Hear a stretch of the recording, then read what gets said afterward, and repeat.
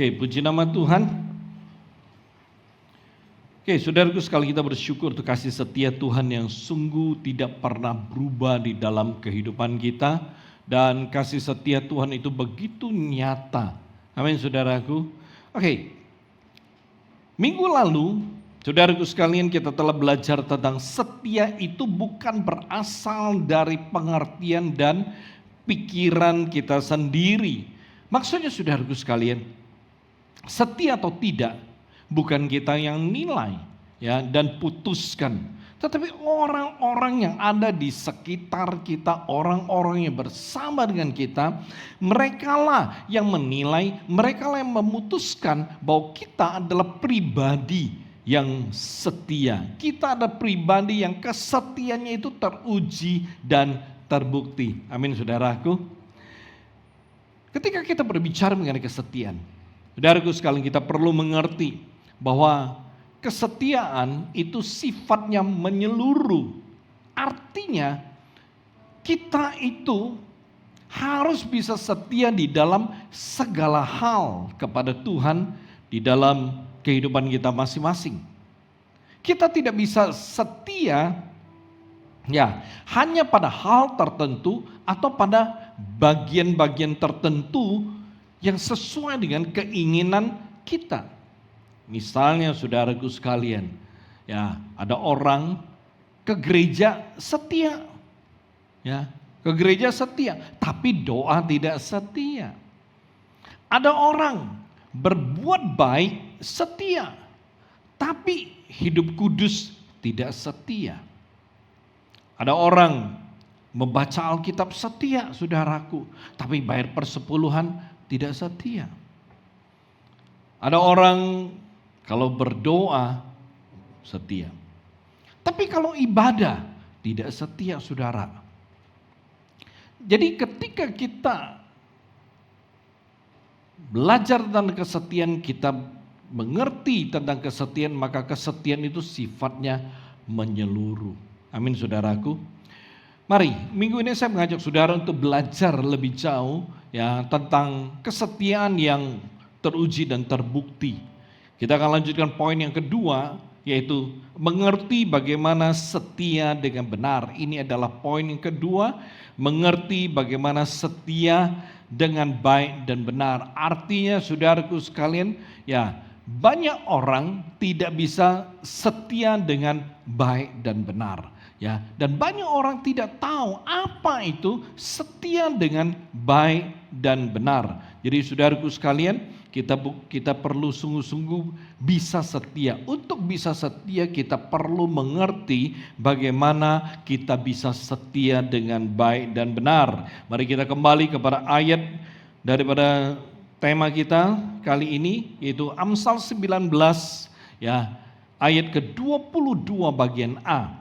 Oke, kitab Amsal pasal 19 ayat 20-20a, 22a, Anda boleh catat saudaraku sekalian ya, atau Anda boleh buka Alkitabmu yang ada di handphone atau dimanapun ya.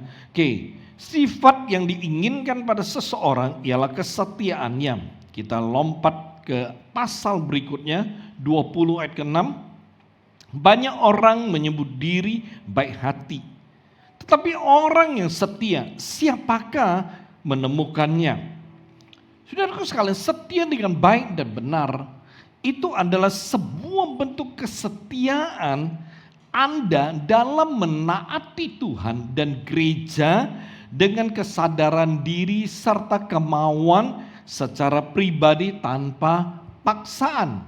Ini adalah setia dengan baik dan benar. Kita perlu mengerti ya tentang hal ini. Jadi ketika kita berbicara tentang setia ya yang baik dan benar, maka itu adalah sebuah kesetiaan yang ya Tuhan taruh dalam kehidupan kita, di mana kita mau menaati Tuhan dan gereja dengan kesadaran diri, kemauan secara pribadi tanpa paksaan. Jadi saudaraku sekalian, ketika kita mengerti tentang hal ini, ketika kita belajar tentang hal ini, maka kesetiaan itu atau kesetiaan Anda itu bukan Kesetiaan yang ikut-ikutan, dibuat-buat, dan juga bukan dipaksa. Tapi kesetiaan Anda itu datang dari kesadaran diri, ya, dan kemauan Anda secara pribadi. Kita perlu mengerti. Jadi saudaraku sekalian, kalau begitu, kira-kira ada kesetiaan yang terpaksa nggak atau dipaksa? Mungkin saudara tidak pernah dengar, tidak pernah tahu, atau tidak pernah merasa. Tapi saudaraku sekalian, ada orang pernah berkata kepada saya. Dia berkata, "Boksu, setia itu hal yang baik." Tapi dia pernah berkata, "Saya merasa untuk hidup dalam kesetiaan saya merasa terpaksa." Saya bilang, "Kenapa?" Dia berkata, "Ya, karena sebagai orang Kristen, ya Alkitab bilang bahwa kita nggak boleh, kita mesti hidup kudus, mesti setia sama pasangan, mesti setia ibadah, dan kalau melayani mesti setia melayani dan lain sebagainya." Jadi saya bilang, "Kamu kenapa merasa terpaksa?" Nggak tahu juga. Lalu saya tanya dia, "Kamu merasa berbeban berat nggak untuk hidup dalam kesetiaan?" "Ya." Dia bilang, "Iya, berbeban berat." Nah, kalau berbeban berat, saya berkata bahwa itu nggak benar. Karena di dalam Tuhan itu ada kasih, ada sukacita dan lain sebagainya. Oleh sebab itu ketika kita hidup di hadapan Tuhan, sebagai orang Kristen, Anda sebagai suami,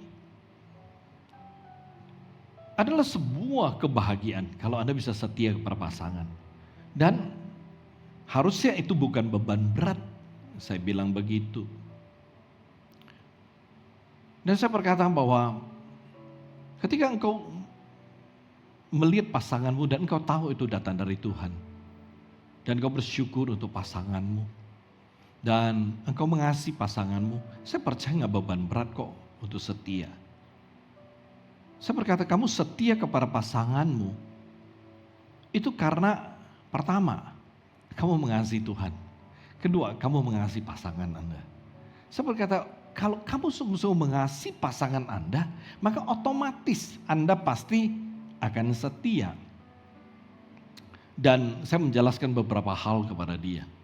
Oleh sebab itu saya berkata bahwa jangan pernah merasa beban berat, tapi Anda perlu mengerti ketika Anda hidup dengan dasar yang benar, maka untuk menjadi pribadi yang setia enggak beban berat. Jadi saudaraku sekalian,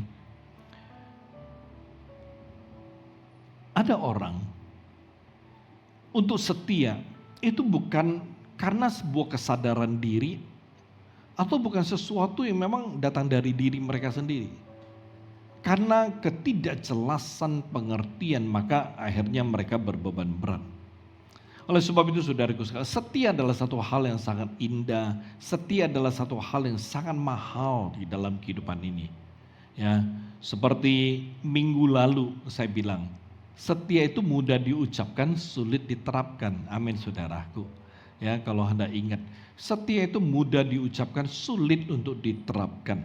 Nah, oleh sebab itu saudaraku sekalian, saya rindu ya agar kita benar-benar bisa menjadi satu pribadi yang kesetiaannya itu teruji dan terbukti, baik dalam hal kita mengasihi Tuhan maupun ya kita mengasihi sesama, baik hidup kita di hadapan Tuhan dan hidup kita bersama dengan manusia.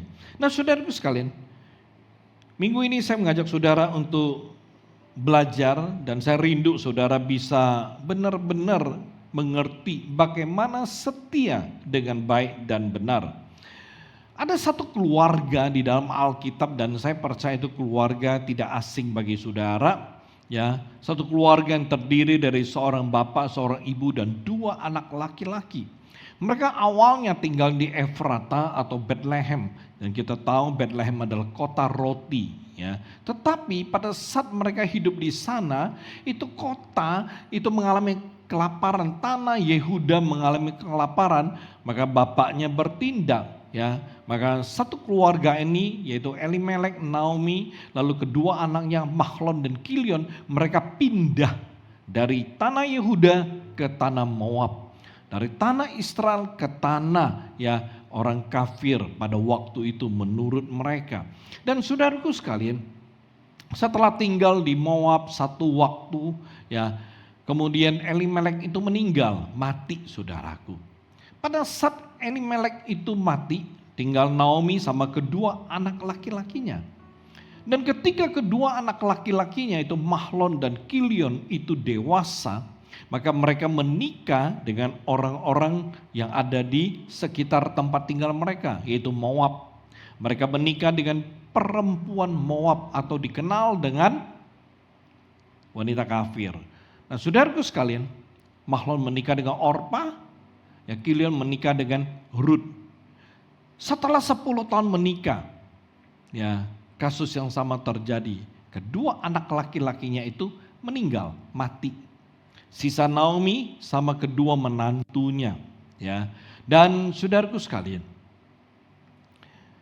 setelah satu waktu, tiba-tiba Tuhan memulihkan tanah Yehuda. Tuhan setia. Kita melihat dalam Alkitab, kita menemukan kesetiaan Tuhan itu luar biasa. Tuhan tidak pernah melupakan umatnya Israel. Oleh sebab itu sama dengan kita, Tuhan tidak pernah akan melupakan kita. Amin saudaraku. Apabila Anda jatuh, Tuhan akan bangunkan Anda.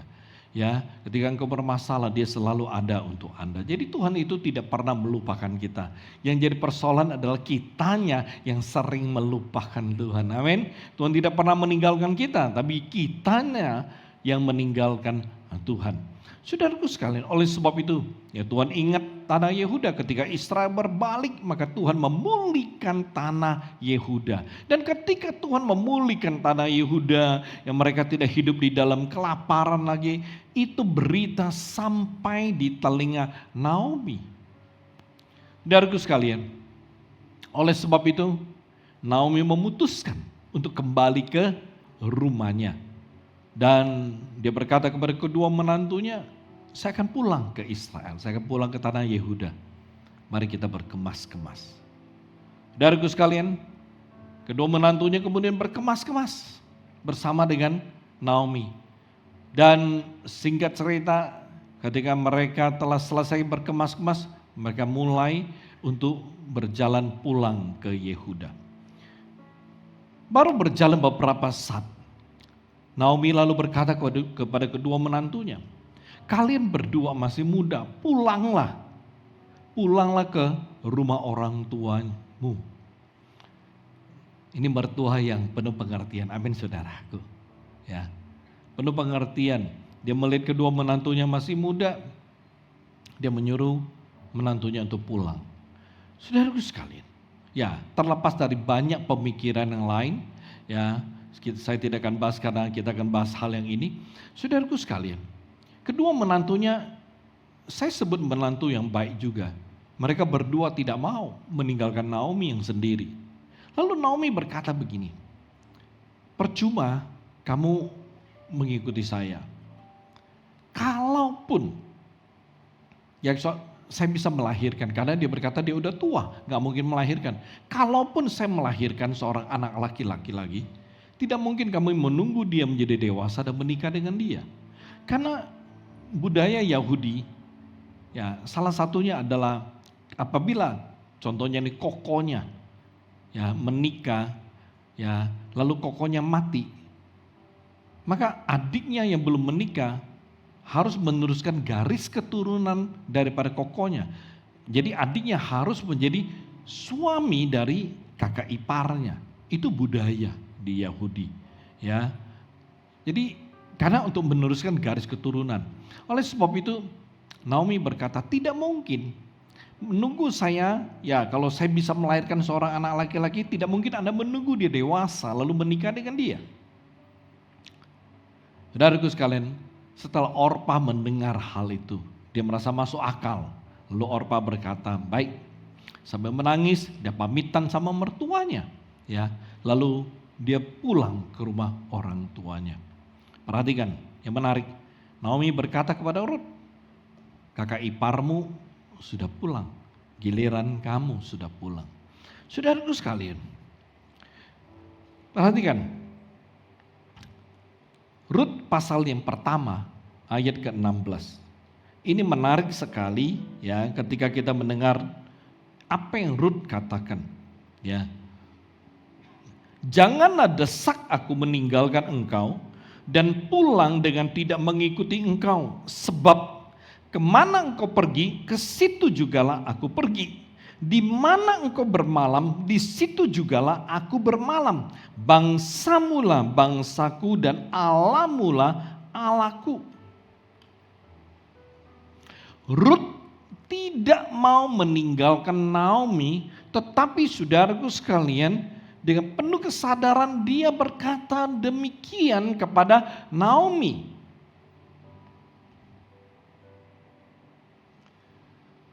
Dari jawaban Rut itu menunjukkan sebuah bentuk kesetiaan yang teruji dan terbukti. Sebuah kesetiaan yang dihasilkan dari kesadaran diri dan kemauan ya secara pribadi tanpa paksaan untuk setia. Itu terjadi dengan Rut. Dia memutuskan untuk setia kepada Naomi. Dia memutuskan setia kepada Naomi. Saudaraku sekalian, ketika kita berbicara mengenai setia, maka kita harus selalu setia. Kalau kita tidak selalu setia, kita itu bukan setia. Kita tidak bisa menyebut kita setia. Karena kesetiaan sifatnya itu kontinuitas. Terus berlangsung, terus berlangsung, terus berlangsung. Kesetiaan itu tidak ada periode waktu, tidak ada jeda waktu. Tidak ada batas. Bahkan saya menyebut bahwa kesetiaan itu tidak ada expired date-nya. Tidak ada kontraknya. Kita tidak bisa berkata, gue setia. 5 tahun aja gue setia. Gue setia 10 tahun aja. Gak bisa begitu saudaraku. Karena sifat kesetiaan itu bukan begitu. Sifat dari kesetiaan adalah sebuah hal terus berlangsung, terus berlangsung, terus berlangsung di dalam kehidupan kita. Kalau kita setia kepada Tuhan, kita mesti selalu setia. Setia sampai kapan? Setia sampai kita kembali ke sorga. Kalau kita menikah, maka kita mesti setia kepada pasangan kita. Sampai kapan? Sampai maut memisahkan. Kita tidak bisa berkata kepada pasangan kita, kita sudah menikah 30 tahun. Gue udah setia 30 tahun, di tahun ke-31 gue tidak perlu setia lagi. Karena kesetiaannya udah habis kontraknya, udah selesai, udah expired date. Gak pernah ada yang begitu. Oleh sebab itu saudaraku sekalian, kalau Anda menjadi suami, jadilah suami yang setia apapun yang terjadi. Kalau kesetiaan itu adalah sebuah kesadaran diri. Kalau kesetiaan itu adalah kesadaran diri. Kemauan Anda secara pribadi. Maka engkau tetap harus setia kepada pasanganmu. Mungkin engkau berkata, istriku, waduh bawelnya kayak ikan koi. Terus engkau mesti tetap setia saudaraku. Engkau berkata kalau istriku, aduh gak tahan. Aduh malasnya. Luar biasa, engkau tetap mesti setia. Karena Anda tuh setianya karena kesadaran diri. Itu namanya setia. Setia itu tidak dipengaruhi oleh keadaan apapun seperti yang saya khotbahkan minggu lalu. Jadi kesetiaan adalah sesuatu yang bersifat murni, yang tidak bisa terkontaminasi oleh apapun. Kesetiaan itu tidak boleh berubah karena sesuatu yang sifatnya dari luar. Oleh sebab itu, engkau berkata, istriku karakternya nggak pernah berubah. Dari dulu sampai sekarang, bahkan mungkin Tuhan Yesus datang kedua kali, dia belum bisa berubah dan tidak akan berubah. Engkau tetap mesti setia, saudaraku. Itu terjadi. Itu kesetiaan. Sama juga sebagai istri. Anda berkata, suamiku dingin seperti es. Anda mesti setia kok. Suamiku gak pernah punya pengertian. Doakan saudaraku dan kau tetap setia. Amin. Oleh sebab itu, ketika kita berbicara mengenai setia kepada pasangan kita, maka kita sungguh-sungguh setia. Saudaraku sekalian, ini hal yang sungguh menarik. Oleh sebab itu mari kita belajar. Rut, dia berkata kepada Naomi, jangan desak aku. Kemana engkau pergi, di situ aku ada. Di mana kau tidur, di situ aku tidur. Ini menarik. Ini sungguh-sungguh menarik, saudaraku. Dari jawaban Rut, jelas ini yang disebut dengan setia dengan baik dan benar. Kalau hari ini Anda mau hidup dalam kesetiaan yang baik dan benar, maka Anda itu setianya tidak boleh semau gue. Saat saudara mau setia, saudara setia. Saat saudara nggak mau setia, saudara nggak mau setia. Misalnya saat saudara mau setia ibadah, setiap minggu saudara datang ibadah. Tapi saat saudara nggak mau setia ibadah itu bolong-bolong, saudaraku. On off gitu loh ibadahnya. Saat Anda mau setia baca Alkitab, setiap hari Anda baca Alkitab, pagi, siang, malam Anda baca Alkitab. Tapi saat Anda nggak mau setia, seminggu sekali Anda baca Alkitab. Itu bukan buka Alkitab, baca Alkitab. Kenapa? Saat datang ibadah, contoh seperti ini. Ayat ada di slide, Anda tinggal baca. Saat mau setia berdoa, Anda berdoa satu hari mungkin 5-6 kali. Tapi saat Anda tidak mau setia berdoa, saudaraku sekalian, Anda doa seadanya. Paling tidak doa makan, Anda doa makan. Doa bangun, doa tidur pun mungkin lupa. Nggak sempat. Jadi saudaraku sekalian, itu bukan setia yang baik dan benar. Kalau setia yang baik dan benar, itu adalah selalu setia, senantiasa setia. Terus menerus setianya. Itu baru setia yang baik dan benar. Dan kita harus hidup setia seperti demikian. Oleh sebab itu, saudaraku sekalian, mari kita belajar. Kadang-kadang tanpa kita sadari, kita seringkali sombong di hadapan Tuhan. Setianya kita tuh semaunya kita, suka-suka gue, suka-sukanya saya. Mau setia, setia. Nggak mau setia, Anda suka-suka saudara nggak mau setia. Bahasa Arab bilang tayet di hadapan Tuhan. Sombong di hadapan Tuhan. Nah, seringkali tanpa kita sadar kita merasa, kita butuh, Tuhan butuh kita. Sorry saudaraku. Tuhan mengasihi kita. Tuhan sayang sama kita. Tapi Anda jangan sampai merasa bahwa Tuhan butuh saudara. Sampai saudara merasa, ya suka-suka saudara di hadapan Tuhan. Hidup saudara suka-suka saudara di hadapan Tuhan. Jangan sombong. Tapi Anda perlu mengerti, kalau Tuhan setia dengan Anda, Dia setia menunggu saat Anda tidak sungguh-sungguh. Dia setia menunggu pada saat Anda jauh, saat Anda pergi meninggalkan Dia. Dia tetap setia menunggu, menanti. Karena Tuhan tidak bisa menyangkal dirinya sendiri yang setia. Tuhan tidak bisa menyangkal dirinya yang mengasihi dan penuh kasih. Tapi jangan sampai kita salah kaprah. Lalu kita merasa bahwa tidak menghormati Tuhan tidak apa-apa. Tidak perlu sungguh-sungguh hidup di hadapan Tuhan, tidak apa-apa. Karena Tuhan kasih-Nya sempurna. Lalu kita memanfaatkan kesempurnaan kasih Allah dengan hidup tidak sungguh-sungguh di hadapan Dia. Masalahnya bukan di sini, saudaraku.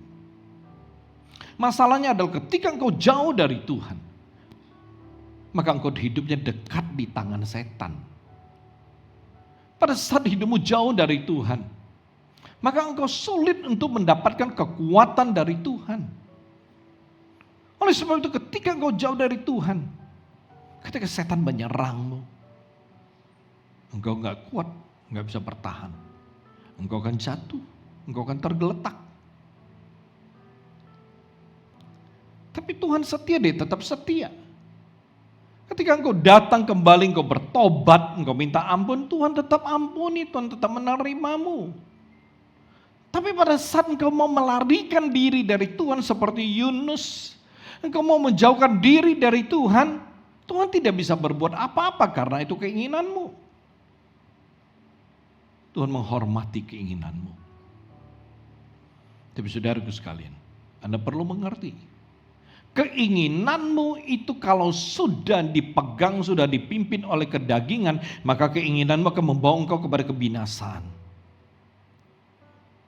Oleh sebab itu saudaraku sekalian, mari kita belajar untuk mengerti bagaimana kita hidup, bagaimana kita harus setia di hadapan Tuhan. Itu penting sekali. Saudaraku sekalian, saya berikan contoh yang kedua.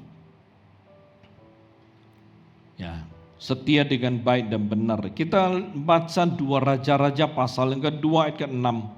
2 Raja-Raja pasal yang kedua ayat ke-6, firman Tuhan berkata seperti ini, berkatalah Elia kepadanya, baiklah tinggal di sini sebab Tuhan menyuruh aku ke sungai Yordan. Jawabnya, demi Tuhan yang hidup dan demi hidupmu sendiri, sesungguhnya aku tidak akan meninggalkan engkau. Lalu berjalanlah keduanya.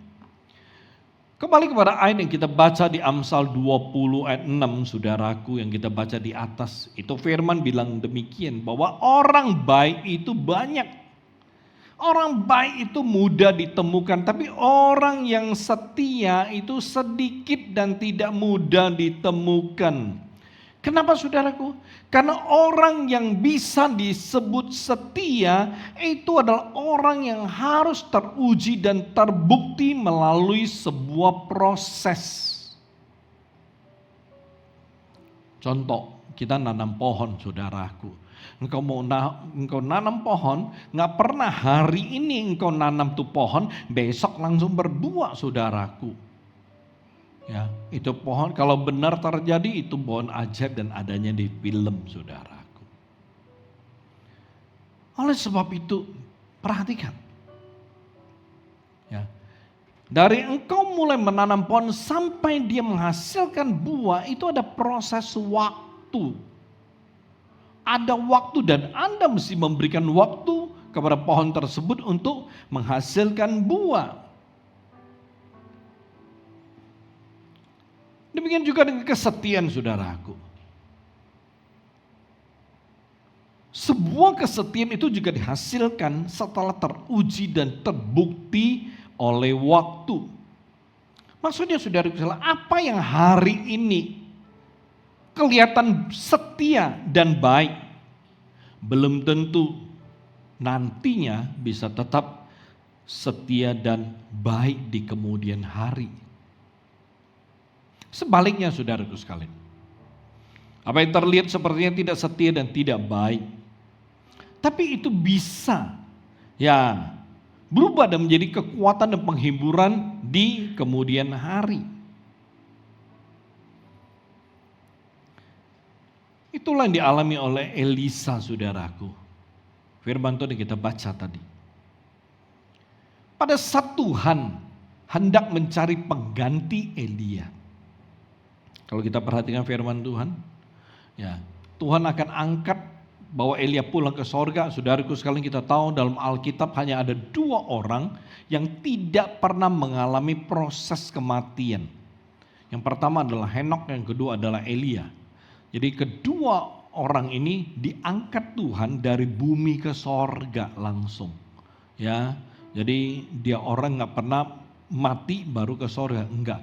Hidup-hidup langsung ya ke sorga. Dan saudaraku sekalian, ini adalah sebuah gambaran yang akan terjadi pada masa rapture atau pengangkatan nanti.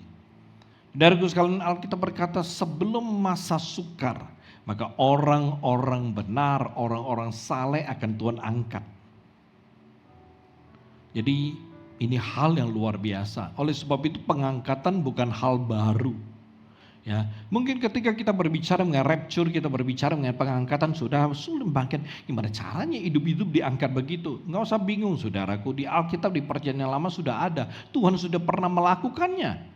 Dia mengangkat Henok dan Elia hidup-hidup ke sorga. Jadi kalau memang Tuhan mau melakukannya nanti sebelum masa sukar, nggak ada masalah. Amin saudaraku. Ya, dan saya percaya prosesnya sama sebagaimana Tuhan angkat Henok dan Elia, Tuhan akan angkat kita begitu juga. Ya, sebelum masa sukar itu datang, maka orang-orang benar, orang-orang saleh Tuhan akan angkat sehingga tidak perlu masuk dalam masa sukar. 7 tahun masa sukar itu bukan waktu yang mudah. Alkitab mendeskripsikan itu masa sukar, artinya masa yang sulit sekali, ya. Penuh penderitaan, penuh rasa sakit, penuh penganiayaan dan lain sebagainya.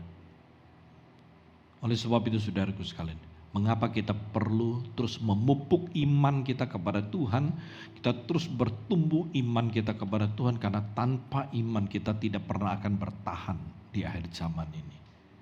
Jangan main-main, ya, dan jangan merasa oh aku beriman. Saudaraku sekalian, kalau imanmu tanpa pernah melalui sebuah ujian sama dengan kesetiaan, maka imanmu itu belum terbukti saudaraku. Oke, kita kembali. Saudaraku sekalian, pada saat Tuhan mau membawa Elia ke sorga, mengangkat dia, Tuhan perlu pengganti. Dan ketika saya membaca 2-3 kali perikop ini, saya menemukan bahwa Tuhan itu sebenarnya punya beberapa opsi saudaraku. Ya, opsi pertama dia bisa memilih salah satu dari 50 nabi yang ngikutin Elia dan Elisa dari jauh. Atau Tuhan bisa memilih salah satu dari rombongan nabi yang mereka ketemu di Yeriko atau Betel, ya. Atau Tuhan bisa memilih salah satu nabi yang berpengalaman di seluruh Israel nggak ada nabi berpengalaman, ya. Tapi yang Tuhan lakukan, Tuhan pilih, ya, dan mempercayakan Elisa itu murid dari Elia untuk melanjutkan tugas pelayanan Elia. Kalau kita baca Alkitab baik-baik, kita melihat bukan saja Tuhan memilih Elisa, tapi hal yang luar biasa adalah Tuhan memberikan Elisa pengurapan double portion atau 2 kali lipat pengurapan Tuhan atas Elisa. Artinya Tuhan memberikan pengurapan 2 kali lebih banyak dibandingkan yang diberikan kepada Elia. Oleh sebab itu saudaraku sekalian, ketika saudara melihat dan membaca pelayanan Elisa, kita melihat Elisa sanggup melakukan perkara-perkara yang jauh lebih besar dan ajaib yang pernah Elia lakukan. Padahal pada saat Elia menemukan Elisa, saudaraku sekalian, Elisa itu bukan keturunan nabi. Garis keturunan bukan dari nabi, bukan dari kakek buyutnya kakek, ya engkongnya semua bapaknya itu nabi, bukan. Dia bukan keturunan nabi. Elisa juga bukan keturunan suku Lewi. Elisa keturunan petani saudaraku. Ketika Elisa melihat dia sedang membajak ladangnya dengan 12 ekor lembu. Ketika Tuhan memberitahukan, panggil Elisa. Elia melemparkan jubahnya, yang berarti itu pilihan. Elisa langsung pamit sama orang tuanya dan mengikuti Elia. Perhatikan, kalau Anda membaca sejarah mereka berdua, saudaraku sekalian, ketika Elia memanggil dan meminta Elisa mengikutinya, tidak sekalipun Elisa meninggalkan Elia. Dan selama Elia melakukan pelayanan, saudara, Elisa tidak pernah melepaskan perhatiannya melihat pelayanan dan cara Elia melayani. Kemanapun dan apapun yang dihadapi, apapun yang terjadi, saudara, Elisa tidak pernah meninggalkan Elia 24 jam. Selalu siap sedia untuk Elia. Kesetiaan Elisa sangat teruji dan terbukti oleh waktu, saudaraku. Sebuah kesetiaan dihasilkan dari keinginan dan kemauan secara pribadi serta fokus penuh kepada panggilan Tuhan di dalam hidupnya. Itu setia yang baik dan benar dari Elisa. Permisi tanya saudaraku. Hari ini apakah saudara sudah setia dengan panggilan Tuhan dalam hidupmu? Ya, Tuhan memanggilmu untuk menjadi anaknya, menjadi umatnya. Apakah kita sudah setia beribadah kepada Dia? Tuhan memberikan kau talenta, Tuhan memberikan kau karunia untuk melayani. Apakah saudara sudah setia dengan talenta, dengan karunia yang Tuhan berikan kepada saudara? Tuhan memberikan kau kemampuan tertentu untuk melayani Dia, untuk jadi berkat. Apakah saudara sudah setia dengan kesempatan, dengan kemampuan yang Tuhan berikan kepada saudara? Ketika Tuhan memanggil Elisa, Elisa sungguh-sungguh setia dengan panggilan Tuhan. Dia setia dengan hidup barunya bersama dengan Elia. Oleh sebab itu saudaraku sekalian, saya percaya apabila Tuhan memberikan saudara kesempatan untuk mengerti kebenarannya, kesempatan untuk mengasihi Dia lebih, kesempatan untuk melayani Dia dan lain sebagainya. Mari saudaraku, tangkap kesempatan ini dan setialah. Setialah. Karena kesetiaan kita akan menghasilkan kekuatan untuk diri kita kembali. Coba saudara bayangkan. Begitu saudara setia, mau setia dan terus setia, saudara akan merasa ada kekuatan, lepas kekuatan, terus ada kekuatan dan saudara bisa setia terus. Tapi kalau saudara tidak setia, artinya setianya itu on off, bolong-bolong begitu, saudara tidak akan mendapatkan kekuatan dari apa yang saudara lakukan. Tapi ketika saudara setia, saudara akan merasakan kekuatan, lepas kekuatan, itu kekuatan terus bertambah, semakin hari semakin besar, dan itu memampukan saudara untuk setia, terus setia, semakin setia. Oleh sebab itu ketika saudara bertanya, bagaimana supaya bisa terus setia? Mulailah setia. Itu jawabannya. Kalau saudara mau tahu bagaimana mampu setia, punya kekuatan luar biasa untuk setia, saya yang bisa menjawab, mulailah setia dan tetap setia dan terus setia. Itu aja. Tuhan menginginkan kita setia dan saya percaya bahwa Dia akan memberikan kekuatan kepada kita yang setia. Saudaraku sekalian, mari kita belajar untuk setia. Permisi tanya, saudaraku sekalian, ketika saudara mulai merenungkan tentang kesetiaan saudara di hadapan Tuhan, coba, apakah ada yang pernah merasakan bahwa kesetiaannya itu terpaksa? Apa yang saudara rasakan hari ini? Ketika saudara setia, apakah setia saudara terpaksa? Aduh, karena gue Kristen, gue terpaksa ibadah. Aduh, gue Kristen, aduh terpaksa dah. Gue gak boleh ke bar dan lain sebagainya. Gak boleh ke karaoke. Saudara sekalian. Atau hari ini Saudara merasa sukacita karena saudara setia di hadapan Tuhan. Saudara merasa bahagia dengan hidup saudara yang setia.